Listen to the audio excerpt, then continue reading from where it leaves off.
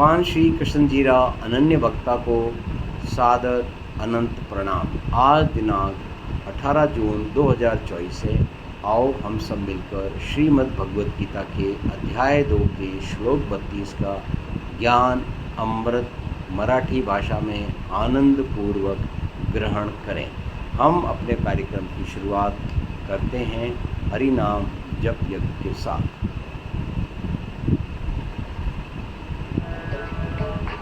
ओम नमो भगवते वासुदेवाय नमः। भगवान श्री कृष्ण जी के स्वयं के शब्दों में यदृच्छया चोपपन्नं स्वर्गद्वारमपावृतं सुखिनः क्षत्रियः पार्थ लभन्ते युद्धमीदृशम्। आओ मराठी भाषा में।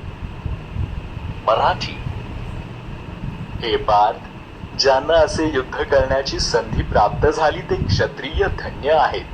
असे युद्ध करणे म्हणजे स्वर्गाचे द्वार मुक्त होणे आहे. मराठी